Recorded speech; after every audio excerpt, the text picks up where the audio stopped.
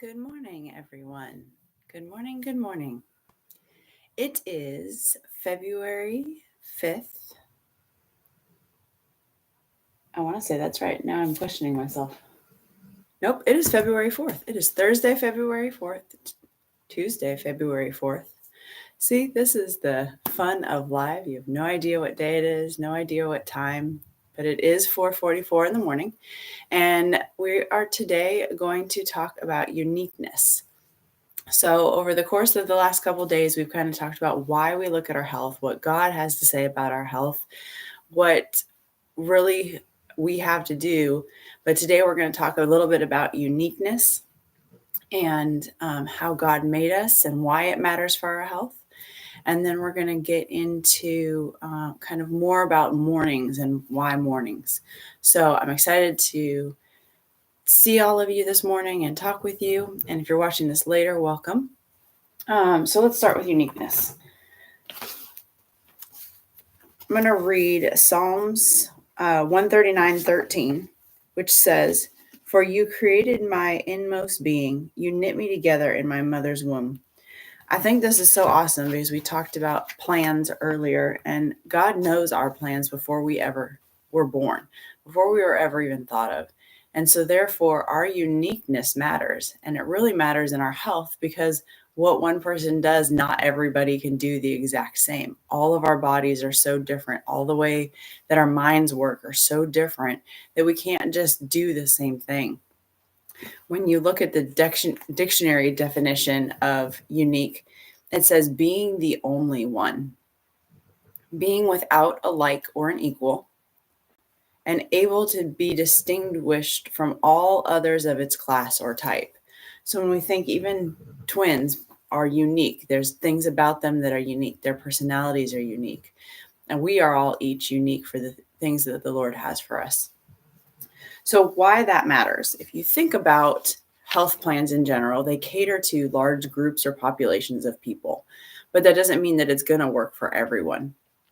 So when we think about the choices that we make, I talked a little bit about day one or one day, it's your choice. And I talk about choices a lot because we all have them.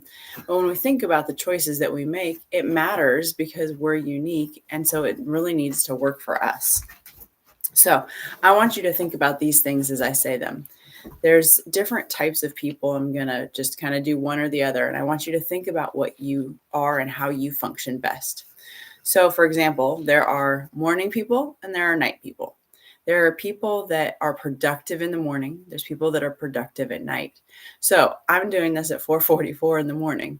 That may not be your best sweet time, but really think about when you are most productive. And that can be when you choose to get up, do your workout, do your God time, do the things that mean the most and are most productive for you. Now, we all have different life circumstances. We have kids, we have work, we have school, all of the things that kind of also dictate what time we have to do things. So I talked yesterday about the fact that I have to back into my time because I have to get my kids up for school.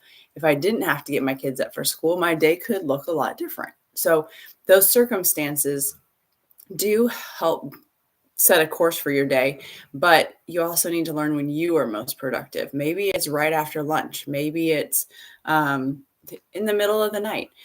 Everybody is different. I chose 4:44 a.m. Another one is extroverts versus introverts. If you think about where you get your energy from, do you get your energy from being around large groups and crowds of people, or do you get your energy rejuvenated by yourself and so in isolation? Not true isolation, but isolation. That can really matter, especially if you think about gyms and health plans. If you're motivated by being around a lot of people, big class settings and group settings are great for you. If you're not, maybe a more singulated, isolated workout versus, doing something at home where you don't have to be around a lot of people. So those are some of the decisions that you can think about in your uniqueness. The last one is my favorite. There are people that are either all in or all out, or there's people that are okay with just one. So for example, the Lay's tagline, you can't have just one. That would be somebody who would sit there and eat the entire bag. So the way that they eat and the way that they need to manage that is different than someone can say, I can have one and it makes me happy. Same thing with ice cream. There's those that can have 2 or 3 bites of ice cream and be fully satisfied. There are others that will eat the entire half gallon if they get it in front of them. So understanding that when you go to make a nutrition plan is super important. My favorite example of this is I love Oreos. So at about 2 o'clock every day, not every day, but most days, I have 2 Oreos. I am super satisfied having 2 Oreos, which is one serving. I can log it in my plan and move on with my day.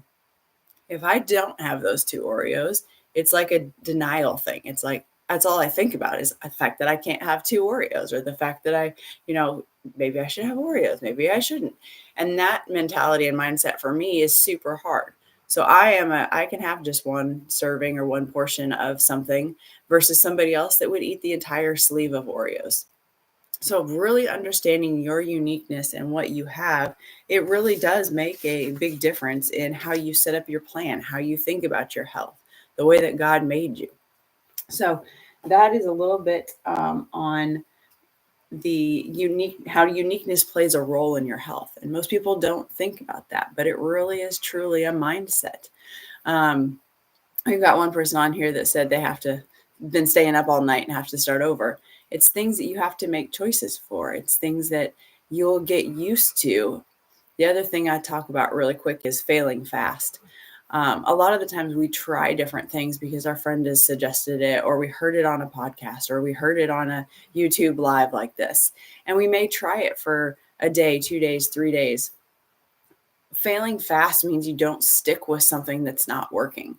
There's a time frame to get into habits. I think I gotta look it up, but I think it's like 21 days to build a habit.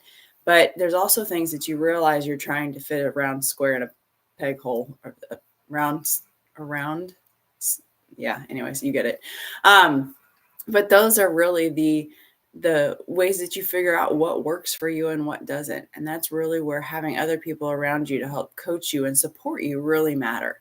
So when we're looking at the different ways of building health plans and building the things that we need to do, whether it be exercise or workout, I'm going to end up giving you guys guidelines over the course of the rest of this month of February, but that doesn't mean that it's going to work for you. And there's other changes and tweaks and things that you can do to make it overall more productive for you. So I'm so glad you guys joined me today. We talked a lot about uniqueness and being uniquely you. Think about the things that you like and don't like, and how that makes you unique from the rest of your family and your friends. Those are the types of things that will really help you figure it out. You guys have a great day, and I will see you tomorrow.